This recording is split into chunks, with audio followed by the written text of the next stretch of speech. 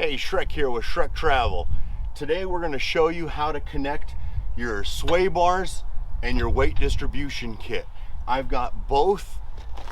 I've got my mount here to my truck. I'm almost perfectly backed up.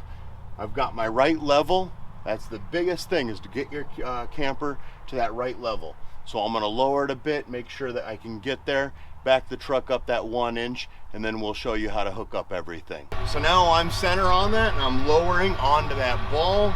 This takes a little bit of time. Now, if things will fall sometimes, stuff happens. If your battery gets a little, my cameraman's laughing, which is just great because I fell right when I'm recording, of course. If your battery's running low and your jack is not wanting to work, just connect it to your truck.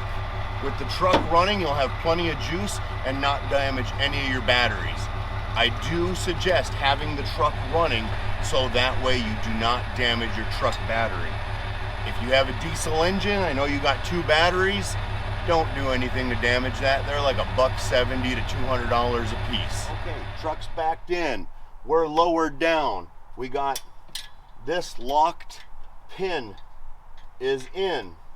Maybe, there we go. Now the pin is in. We are gonna start with this Mamba Jamba. This thing is heavy as heck, and what this does with the 2 of them is it distributes the weight throughout the truck. And what you do, if I have the right one, yes, I grab the wrong one all the time. Like, maybe right now. All right, you go from this back end, get that bottom ball in, swing it forward. I know everybody must be so excited right now. They're just getting an amazing view of my rear end. All right, you want to go to what chain will go when it's in its lowest position. I don't care how strong you are not lifting that without a cheater bar. You want to worm that in. Because this is a concrete pad, it is a little bit more difficult. And now I'm regretting doing this on camera because I might start cursing up a storm, and I don't do that on YouTube.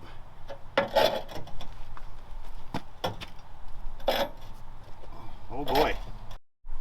Okay, so we got it in. Oh shoot. Okay, with all the struggles I had to go to a different link. Now it goes on there nice. We flip that up, take the pin, lock that in. Do not let go of your cheater bar until you see and are comfortable that that is in there. Go ahead and cut. Now we're going to put on the sway bar. You want to make sure that this is nice and loose. Okay, goes on there, pull that out, goes on this part. Cotter pins. You're going to go through a lot of these. They're going to bend, everything like that. Make sure you have, I would suggest 4 or 6 extra so you're not always running the store. They run like $1 or $2 a piece, if that. So make sure you have plenty of those. We're going to stick the cotter pin in there, which is a little tricky. Again, I hope you all like the beautiful view of my backside, and I do apologize. You will fight with these a little bit. Get them all the way in. Make sure that they're not extruding everything. Now this side is all good. I'll do the other side on my own and remove the chocks. You can remove the chocks off your tires with the camper once you're connected up here. I've already done that. I've got my weight distribution on. I actually took off my sway bars. I'm only traveling an hour. It's a really nice day, and I don't feel like I'm gonna have any swaying of the camper. That is up to your call. And the big thing you don't want to forget is to hook up your safety chains. So I like to do it so that way the hook portion is always facing up like this. Get that on there, and before you move your camper, always, every single time, check your lights, do a 360 walk around of everything you can. You would be amazed how many times you will forget something. The reason why I have a white jack instead of a black jack is because I was getting ready to move. I forgot to put this all the way up, and I bent the whole thing. What I had to do is get a sledgehammer, break the rest of it off, and buy a whole new jack. My buddy Jake came over with tools, and we installed a brand new one. He's pretty handy. He had it done in like 3 minutes. I just did my 360 walk around. I thought I was good. The video was done. Everything was gold.